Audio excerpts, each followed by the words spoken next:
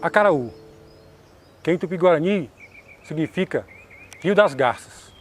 Sempre que escuto essas duas palavras, rio e garça, me vem à mente dois poemas rios, que diz: nossas vidas são os rios e a elegância e o branco devem muito à garça. Esse rio nasce na Serra das Matas, no município de Monsenhor Tabosa, que fica distante 320 quilômetros de nossa capital Fortaleza. Está situado na microrregião do sertão de Crateús. Percorrendo o discurso rio, ele passa em Tamboril.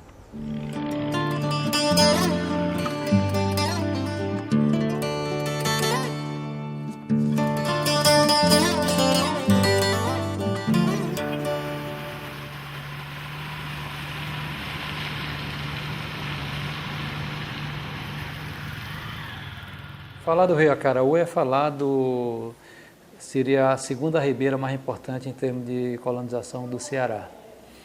E há uma presença muito forte naquela ribeira de portugueses, certo? Vindos fundamentalmente por Rio Grande do Norte, Paraíba e Pernambuco. Vamos ter alguma presença de portugueses vindo da Bahia, mas é uma presença muito pequena no Ceará como um todo. A imensa maioria dos colonizadores que vêm para o Ceará vem via litoral, certo? Passando em Fortaleza e daqui indo para a região do Acaraú. O Acaraú, portanto, é um rio que tem muita importância para aquela região, porque nós sabemos que a vocação econômica do Ceará é a pecuária. Daí a importância desse rio, que é o segundo grande rio do Ceará. Esse rio que tem uma história muito bonita, que é cantada em prosa e verso pelos líricos, pelos poetas, pelos nativistas, não é? Esse rio é um bonito exemplo de integração e de desenvolvimento.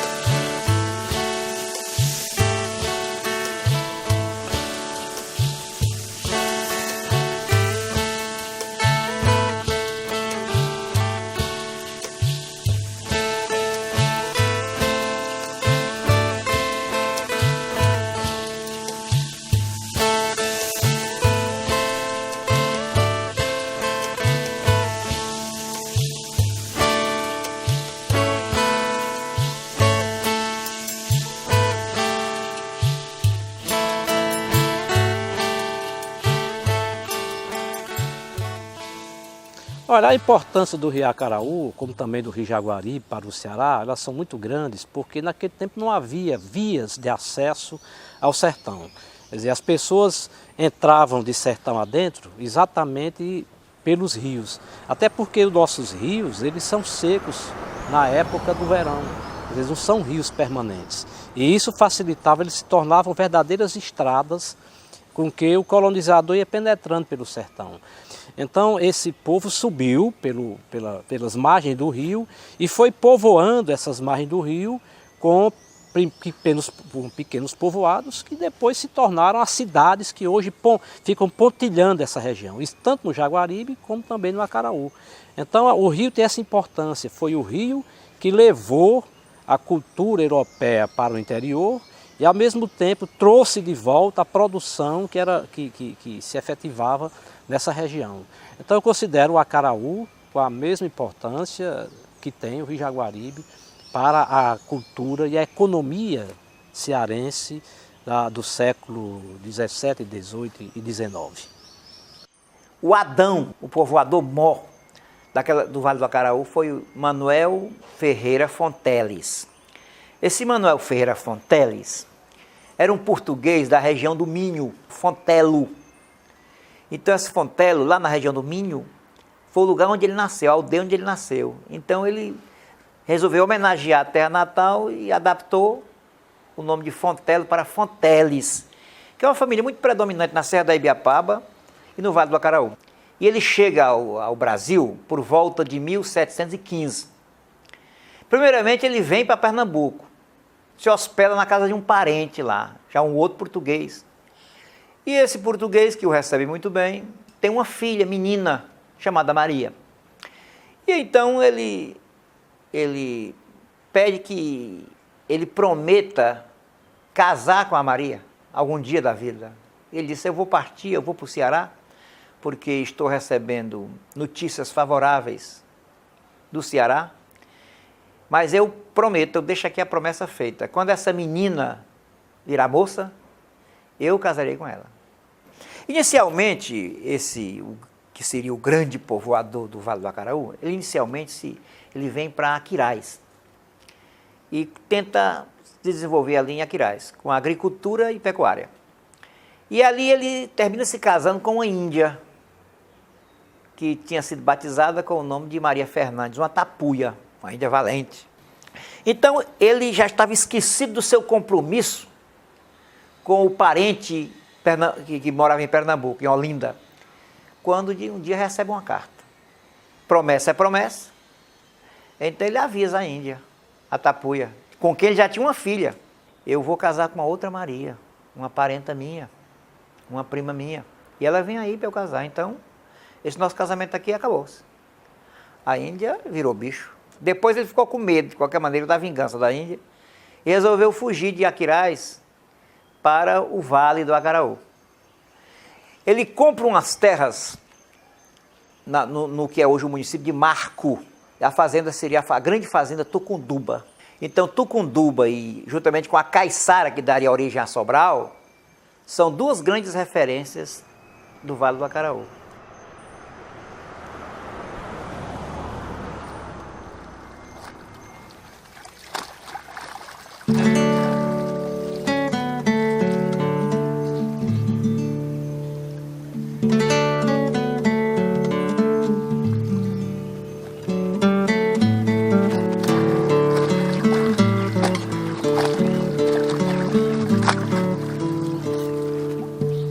Eu amo esse rio, eu adoro esse rio, esse rio não tem vida nem para ninguém, nem só para mim, né? Porque fui o maior pescador dessas águas, não teve outro, olha, não é me exaltando, não é, porque não teve um homem para pegar peixe nesse rio que nem eu, viu? Aqui no Marco? Aqui no Marco, aqui dentro do Marco, ó, fora não. Ninguém dessa região não vai ser o rio não tem como, viu?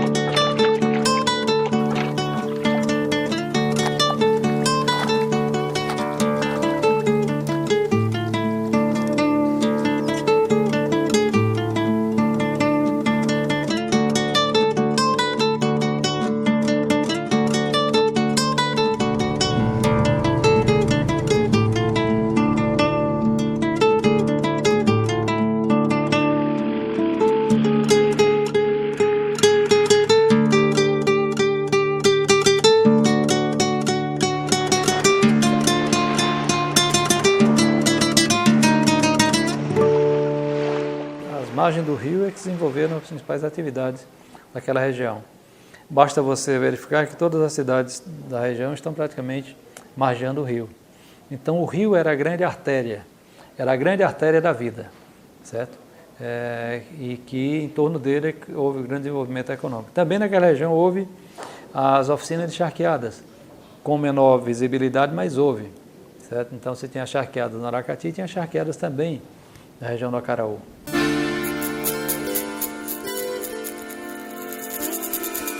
E obviamente na Ribeira do Acaraú, a vila mais importante é a vila de Sobral, que vai ser criada já na segunda metade do século XVIII e até hoje pontua como a principal cidade daquela região.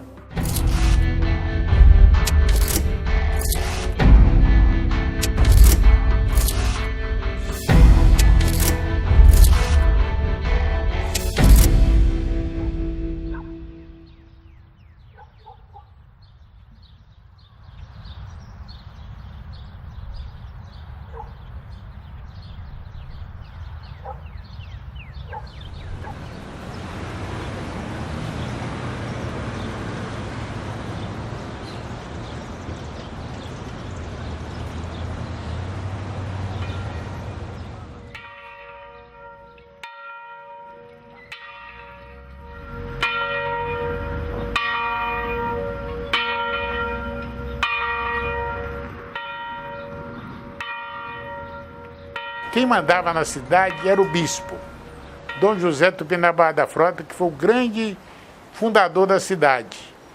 Ele era rival de outro aristocrata milionário, José Saban de Albuquerque, da UDN. Antigamente, Sobral era a capital econômica da Zona Noroeste. Hoje, essa importância diminuiu muito. Hoje ela é importante mais culturalmente, porque Sobral é a sede da UVA, que tem uma obra maravilhosa. A Santa Casa é o melhor hospital da região. E por que aconteceu isso? Porque é pela qualidade do colonizador. Sobral recebeu um colonizador, há quem diga que vindo de Recife, com medo dos holandeses, gente já qualificada. Daí os sobradões de Sobral teriam origem nessa herança de Recife, de Pernambuco. Bom, Sobral tem um patrimônio histórico que ele tem monumentos datados do século XVIII, como a Casa do Capitão Morcherez, que fica na Praça da Matriz.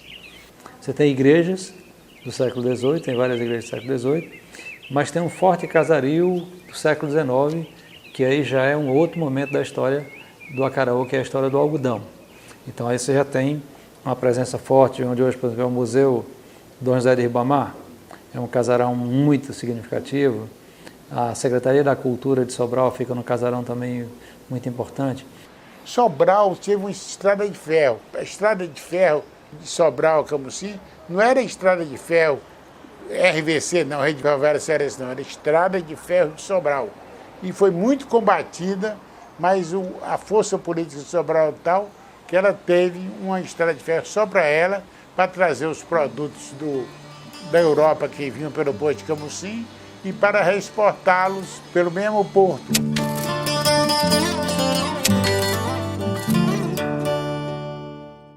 Sobral tinha uma produção jornalística também muito importante. O Correio da Semana, que é o jornal da Diocese, talvez seja o jornal de maior período de circulação naquela região. E era o jornal que fazia exatamente o contraponto com a luta, que era o jornal do Diolino Barreto. A literatura da Zona Norte, ela tem uma característica que eu acho interessante, que é a questão do fantástico. E esse fantástico, principalmente baseado na questão do divino, do maravilhoso, eu acredito que seja do contato dos colonizadores portugueses com os índios do rio Acaraú. O que acontece é que aquelas crenças indígenas, elas foram incorporadas pelo colonizador português. E aí surgiu, quando a literatura começou a se cristalizar na região, surgiu então uma literatura fantástica, que eu citaria aqui como os melhores representantes dessa literatura. O Gerardo Melo Mourão, o grande escritor da região, que é de Poeiras, que escreveu Rastros de Apolo, escreveu Invenção do Mar, toda a literatura dele tem algo de fantástico, algo do maravilhoso. E depois do Gerardo Melo Mourão, eu considero já uma geração um pouco mais depois, a presença do Alcides Pinto. Nasceu no Estreito, lá no Acaraú, se dizia descendente de índios da região. Ele escreveu um livro chamado Os Verdes Abutres da Colina, que é um livro eminentemente fantástico, de uma religiosidade indígena muito grande, e ele prova de que aquela herança indígena está presente ainda na região e no povoamento da região norte. A fé e o boi, os padres e os rebanhos foi que fizeram a grandeza econômica e cultural da região.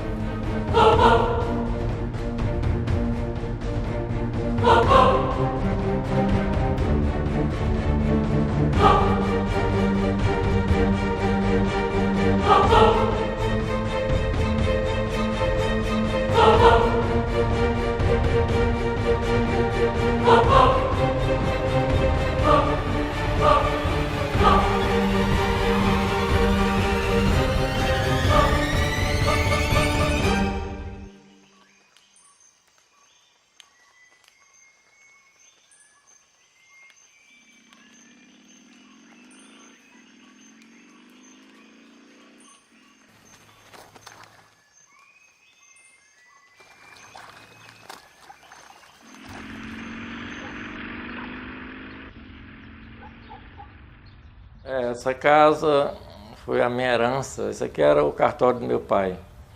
Ele foi muitos anos emprestado para serviço de salão paroquial. Meu pai era muito católico, tinha feito seminário, aquela coisa toda. E eu recebi realmente 4 paredes com o telhado, claro, e algumas portas, sem água, sem luz e tudo. Aí eu, cara, eu vou fazer aqui a minha morada em Santana, meu ateliê. Quando eu vim para cá eu trabalho bem, muito. E fui adaptando aos poucos para fazer uma coisa que fosse bem à terra. Inclusive, essa casa era bem despojada, não tinha atrativo nenhum assim, enfeites, arabescas, essas coisas. E eu parti para usar uma coisa que está se acabando aqui em Santana, que são as ogivas sobre as janelas e as portas, que são uma influência moura de muito tempo, que aqui o povo tem vergonha e manda tirar, pois eu estou colocando.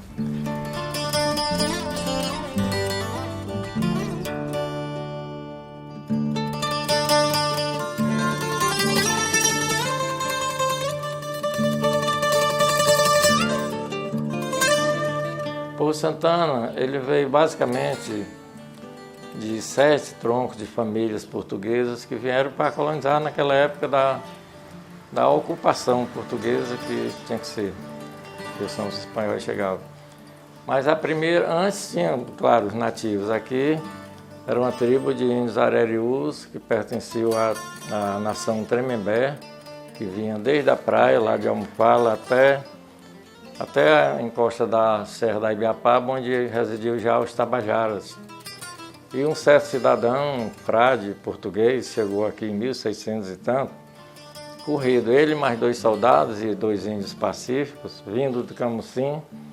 E quando chegaram aqui, eles se sentindo são e salvo, né, da perseguição, que ele ia para o Maranhão, para uma missão por lá, foi até o serrote, tirou dentro das coisas dele um destroço de uma imagem de Nossa Senhora Santana e fez uma oração e uma promessa que construiria algum dia um nicho em honra a Nossa Senhora Santana, Cristo e as almas, por ter sido salvo, aquela coisa.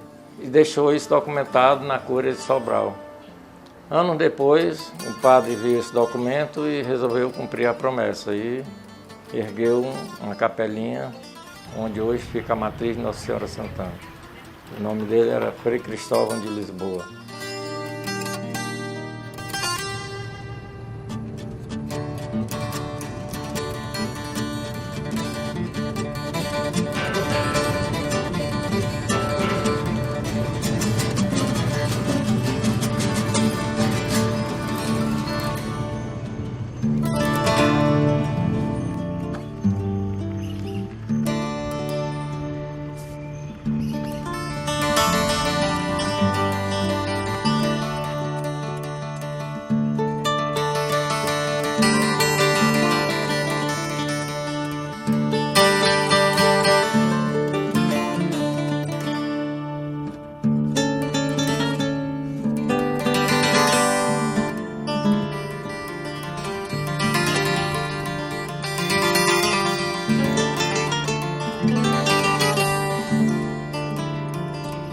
já tinha andado para o Amazonas, fui soldado da borracha no tempo da guerra. Voltei, papai morava em Sobral, aí fiquei lá com ele, era solteiro. Aí quando o papai veio trabalhar aqui no Araras, na cidade de Araras, nesse tempo chamava, depois mudou o nome para o nome do açude, né? Mas então eu fui chamado para vir trabalhar aqui, porque eu trabalhava na oficina mecânica, né? Quando eu cheguei, já tinham feito a barragem auxiliar, que é essa que tem do morro para cá. Aí depois que terminou, que fizeram a amarração da barragem auxiliar com o morro, aí foi que fizeram o alicerce de lá, tiraram toda a terra do centro do rio, do leito do rio, onde pegava a barragem, fizeram assopraram toda a areia, descobriram as pedras do leito do rio e fizeram a injetação de cimento com compressão, depois fizeram assim uma viga no chão de cimento armado para começar a botar em barro, né? Eu trabalhava dia e noite, pegava a chapa de 3/8 e fazia aqueles anel, depois ia emendando um no outro, 200 metros de cano, 400, que é 2 de 200, né? Foi feita uma pesquisa em cima na superfície da terra para tirar todo o barro que impróprio para a barragem, né? Aqui onde é essa cidade, o engenheiro aproveitou os bota-fora para botar aqui para entupir algum buraco que tinha para onde ia ser a futura cidade. Nós trabalhávamos noite e dia. Amanhecia o dia, a gente olhasse aqui, esse sertãozão que tem aqui no rumo de Sobral, parecia neve, a poeira dos carros carregando barro a noite todinha.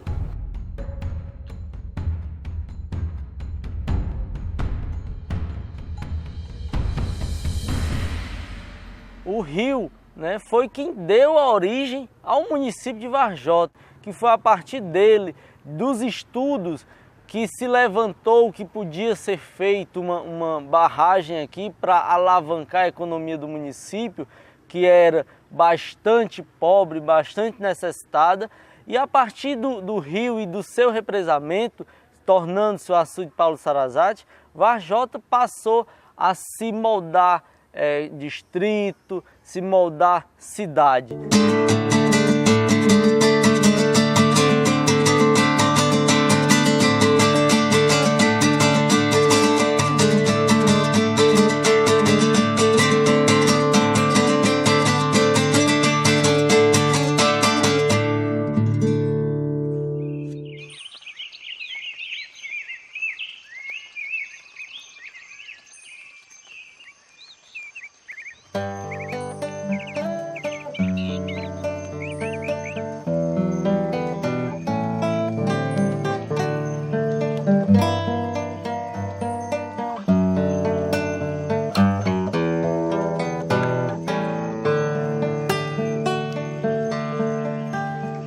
A Serra das Matas chora ao ver nascer seu filho nu, sem sombra, sem a mata verde, o que há de ser do rio Acaraú.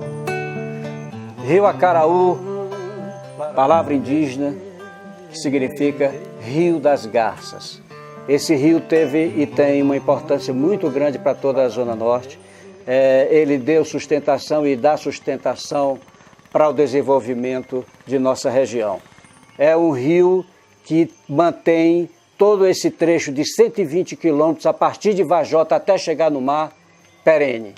E isso é de fundamental importância para todos esses municípios. E nós temos aí ao longo do rio muitas influências de nossa própria colonização. São retratos que nós podemos, ao percorrê-lo, encontrar se nós fizermos aí uma apreciação, uma avaliação bem apurada.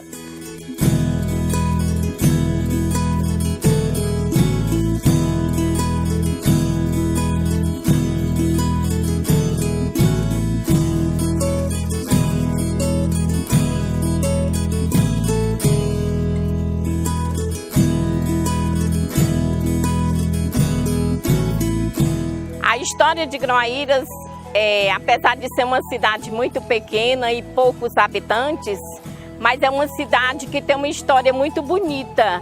Ela foi fundada, aqui chegaram os portugueses e se fixaram às margens do rio Groaíras, e eles deram uma parcela de colaboração para o desenvolvimento do povoado, que era chamado Riacho dos Guimarães. Foi o primeiro nome da vila. Passou muitos anos pertencendo a Cariré e depois da sua emancipação política, Groaíras passou a ter sua história de desenvolvimento.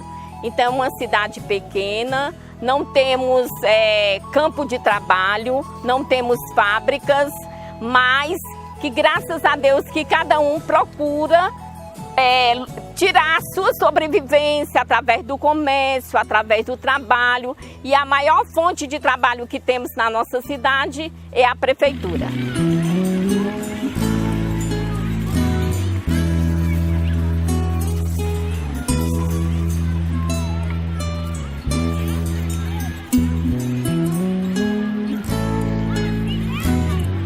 Nossa Zona Norte, eu costumo dizer, o povo até nem gosta quando eu falo isso, ela realmente é muito pobre, comparando, digamos, com Cariri.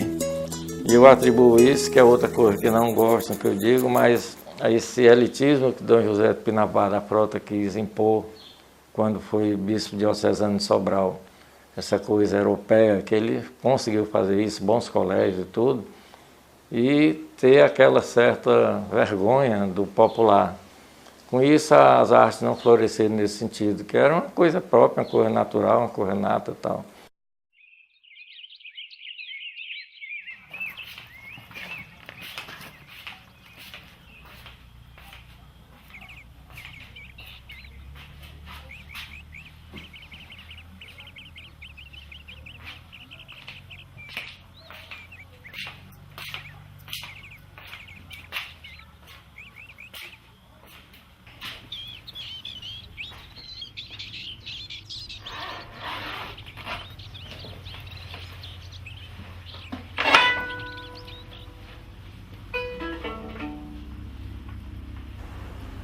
Tudo que eu aprendi foi vendo. Eu vendo, aí não ia atormentar ninguém para aprender nada não, porque minha cabeça era muito boa para eu aprender. Aí eu também não fui pedir nada a ninguém, eu aprendi muitas coisas.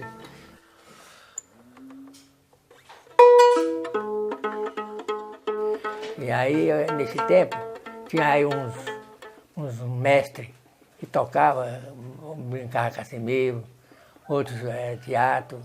E aí eu estava no meio, e já tinha um carraquinzinho assim.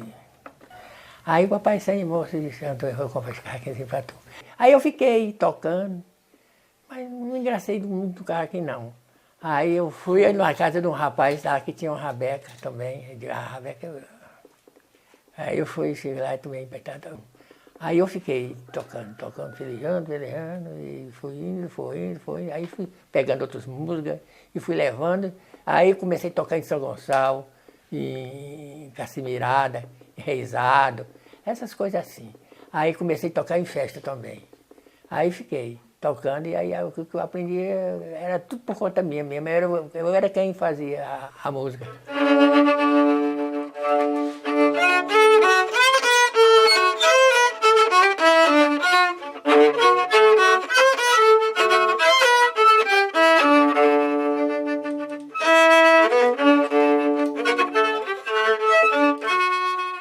Rapaz, eu sou mestre de cultura hoje, eu não fui atrás não. Vieram atrás de mim. Tá vendo? Vieram atrás de mim, não veio que por meio dos meus amigos. Por meio de outros que falaram que eu tocava rabeca, por meio de outros. Agora estão tocando música diferente, música feia, eu não gosto dessas músicas não. Eu gosto das músicas, dessas músicas desses artistas antigos. Música, eu só gosto de música antiga.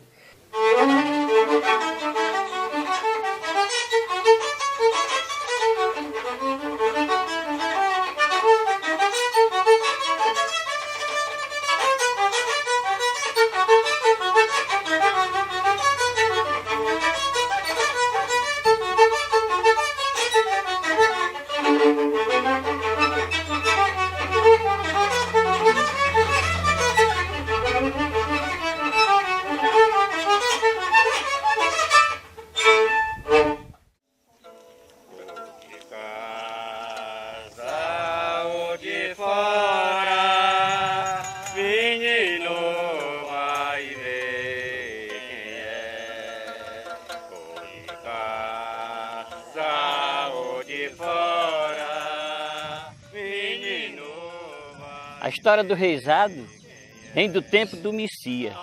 Quando o anjo anunciou, os 3 reis apareciam, guiados por uma luz, vieram adorar Jesus, filho da Virgem Maria. Um jumento merecia, um jardim belo e perfeito, ser tratado todo dia com amor e com respeito, porque trabalha demais entre todos os animais que essa nossa grande terra cria. Seu nome está na história, foi quem teve a grande glória de carregar o Messias. De São José nasceu Cristo Redentor. Ai, Cristo é filho de Maria, da Virgem Nossa Senhora. Ai, Cristo é filho de Maria, da Virgem Nossa. O reisado representa isso, o nascimento de Jesus Cristo. E ele é comemorado geralmente do dia 1º de janeiro ao dia 6 de janeiro. Dia 6 de janeiro é dia de reis, que é Belchor, Gaspar e Baltazar. São os andarinos, os reis andarinos do Oriente, que andavam naquela época. Então, para que eles não fossem encontrados pelo rei Herodes, que na época, né, queria matar o menino Jesus, então eles saíram por outra rota, disfarçados, cantando em forma de cantiga e de poesias. Eles falavam para o povo que havia nascido o menino Jesus. E daí surgiu o reisado. Eles estão mascarados representando os reis magos. Então é daí que surgiu a nossa cultura, nosso reisado. Este é o reisado do nosso sertão.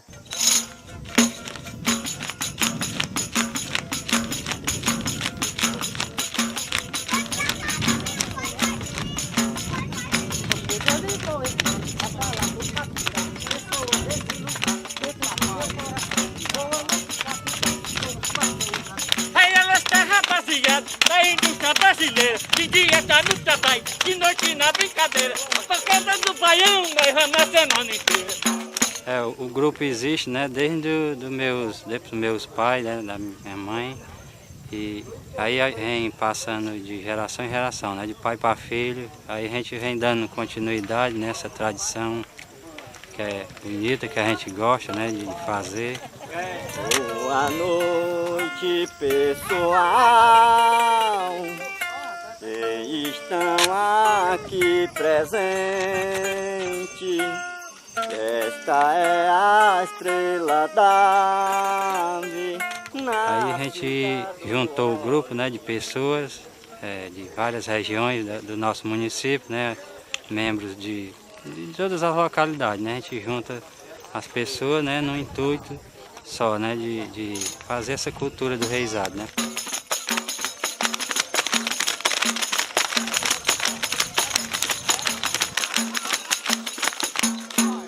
Para mim a importância é muito grande, né, porque é uma tradição que veio dos meus pais, né, quer dizer, até dos meus avós, da minha mãe, e eu poder dar continuidade, né, o mais importante é isso aí, né, não deixar morrer, né. E a gente vem fazendo um trabalho voltado à cultura, resgatando a cultura popular, né.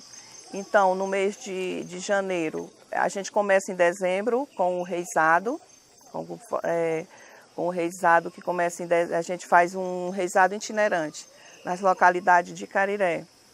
Que isso outrora já não estava acontecendo, e essa cultura que mudou muito em você ter o prazer, a alegria de dizer, não negar mais as suas origens, a sua identidade, né, que a cultura é isso, né, é os costumes que a gente tem e que já se passou e que a gente tem que continuar preservando.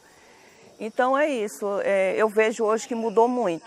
Hoje você não sente mais um jovem dizer que tem vergonha de dizer que é da terra do arroz doce.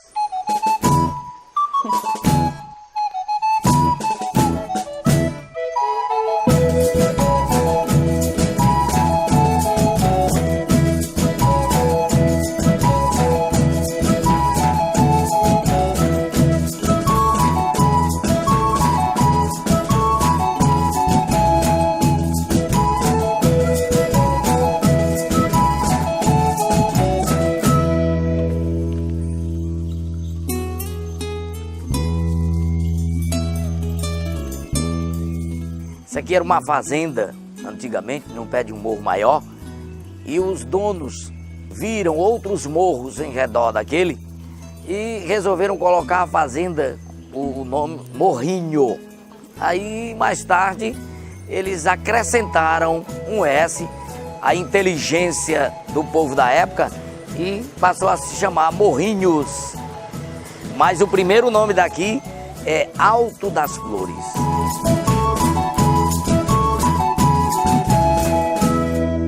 O rio era a fonte de vida. O povo pescava, plantava em redor do rio e foi criando essa comunidade. Se você olhar, tem um fenômeno interessante ruim no Ceará. As cidades estão de costa para os rios, né? Como Fortaleza também estava de costa para o mar, né? Então, essa é a primeira coisa. O rio não se transformou para o cearense num espaço de beleza, de prazer. O rio era o local do esgoto, era o local do lixo, porque as pessoas achavam que era infindável, podia fazer isso. E nós também tivemos um processo muito brutal, que foi a destruição das matas ciliares. Há uma coisa, não sei se o povo vê, acha aquilo tão natural, que vê todo dia, que termina se acostumando com ele daquele jeito e não vê a beleza, a preciosidade, aquela coisa toda, né? O Rio das Garças, ninguém vê uma garça, a não ser na zona rural. A cidade, o homem espantou, a poluição, a gente vê mais saco de plástico do que garça. Olha, o que está havendo nesses rios, eu acho que o principal problema é o assoreamento. Por quê? Porque as queimadas que estão se efetivando nas margens do rio estão provocando erosão e, através dessa erosão, as terras estão aterrando o rio. E o que é que acontece? Quando o rio começa a ser aterrado por essas terras ribeirinhas, a água sobe e vai invadir exatamente essas cidades que estão à beira do rio. Então os alagamentos, eles vão simplesmente aumentar sempre por conta dessa insensatez humana de simplesmente produzir mais, quer dizer, destruir a floresta ribeirinha. E o que acontece? Sobral já foi alagado, Acaraú e muitas cidades da região. É de fundamental importância manter intactas essas margens, porque do contrário o rio vai se alargando por demais, vai se aterrando e vai perdendo a capacidade de descarga. Consequência, cheias, inundações, impactos nas populações que moram nas margens. Então é importantíssimo que a mata ciliar seja mantida, porque, do contrário, nos invernos mais pesados, o rio vai acabar levando aquele solo que é o solo mais privilegiado que se encontra aí em suas margens. São solos nobres e que, às vezes, as pessoas desmatam a vegetação nativa para poder plantar, mas ocorre que, num ano de inverno maior, com índice pluviométrico muito grande, ele vai acabar perdendo aquele solo porque ele não tem mais a proteção das margens. Essas futuras gerações talvez não tenham a sorte que eu tive enquanto menino, mas ainda é tempo, é urgente, é premente que se faça alguma coisa.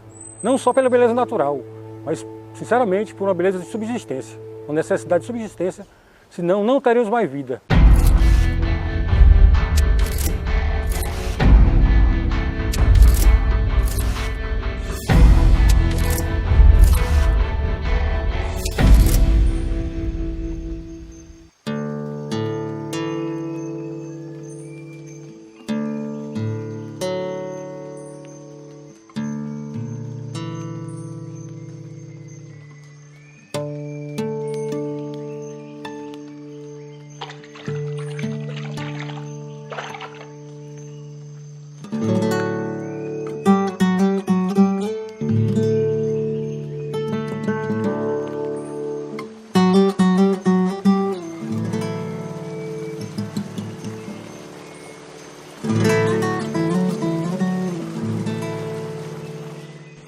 Há uma preocupação hoje grande de você recuperar esses rios, porque nós sabemos que são fontes importantes de vida, mas se nós não cuidarmos, e aí não é só papel de governo, é papel também da sociedade civil de cuidar dos seus rios, porque nós temos um potencial de água potável e doce, mas ela pode acabar.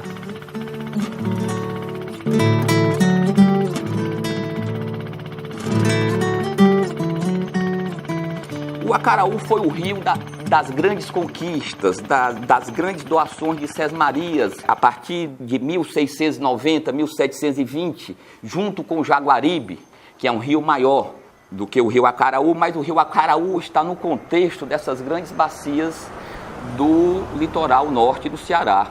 Mas dentre todos esses rios, que formam as grandes bacias dos rios do litoral norte do Ceará, que vem desde lá do Timonha, que ainda nos pertence, e depois pega o Coreaú, aí pega o Acaraú e vem até o rio Ceará aqui em Fortaleza, é realmente o Acaraú mais importante. Foi nas beiras do Acaraú se construíram os grandes casarões, foi que se colocou o primeiro teatro do Ceará, o primeiro jockey clube do Ceará. Então tudo isso o rio Acaraú presenciou, tá? E com as primeiras Sesmarias. Os primeiros colonizadores vieram do Rio Grande do Norte, da Paraíba e de Pernambuco, e mesmo do Aracati, depois da Grande Seca, depois do declínio das charqueadas do Aracati, se deslocaram. As grandes famílias também para Sobral ficaram ali na ribeira do rio Acaraú. Então, o rio Acaraú é este grande rio que, com seus 350 quilômetros de extensão, correndo praticamente sempre no sentido sul-norte, que nasce na Serra do Tamboril e vai a 6 quilômetros do Oceano Atlântico. Ele abre em 2 braços e aí ele deságua para o Oceano Atlântico, levando essa ânsia de progresso, de civilização, essa ânsia de tenacidade, de resiliência de todo o sertão, do Tamboril, de Santa Quitéria, de Sobral, de Massapê, de Santana do Acaraú e do Acaraú.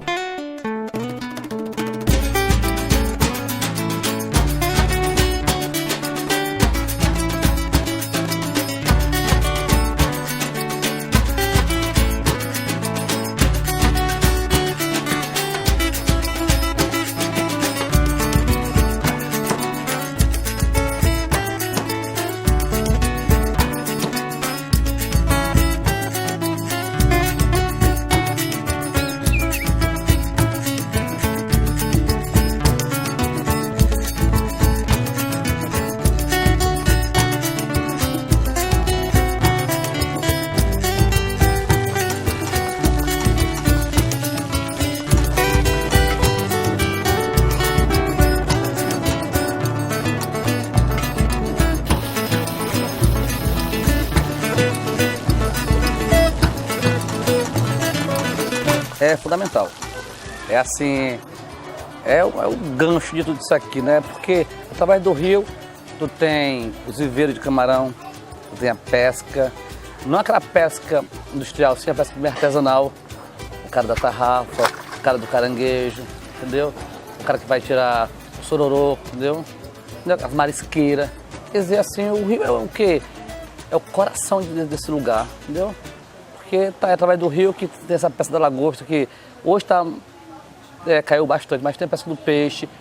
Hoje a moda hoje é camarão, criatório, porque a evolução foi total. E o camarão do Acaraú, cara, ele tem um DOC, denominação de origem controlada, que o vinho tem algumas frutas tem, e nós temos esse DOC. O único camarão do mundo a ter o DOC. Entendeu? O rio que fez isso pra gente, né?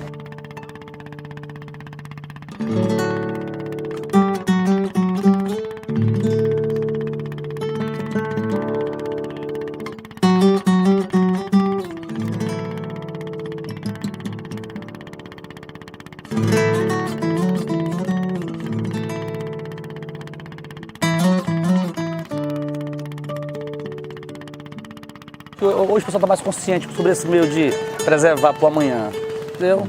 Hoje o pessoal já não pega mais as fêmeas, né, as caranguejas fêmeas, entendeu? Né, tem o IBAMA que controla essa história de preservar, entendeu? Do controle, entendeu? Assim, antes o pessoal jogava óleo dos barcos, né, no mar para limpar, hoje não tem mais isso. Hoje tem uma consciência maior que o rio é o futuro, entendeu? O meu peixe vem de lá, entendeu? O camarão vem de lá, certo? O caranguejo vem de lá, as coisas vêm do rio, entendeu? Assim, o rio nos mantém, entendeu? De uma forma ou outra, o rio te alimenta e te banha.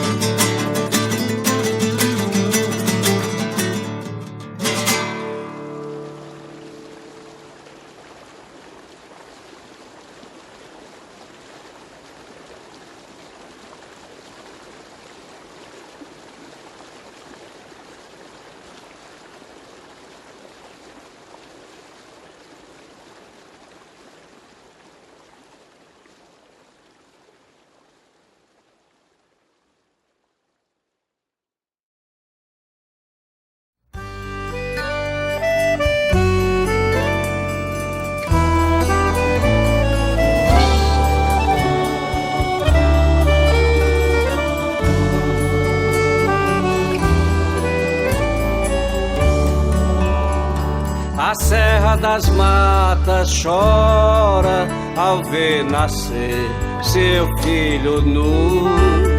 Sem sombra, sem a mata verde, o que há de ser do rio Acaraú?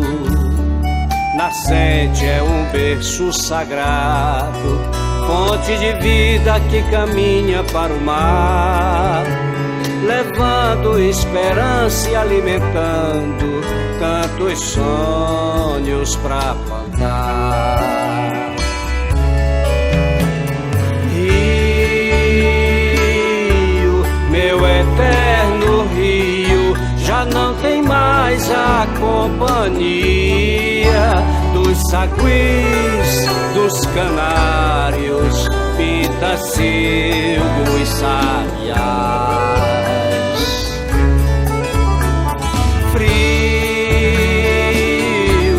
homem tão frio, não desmate as suas margens, não aterre o seu leito de direito, o seu filho vai também querer plantar.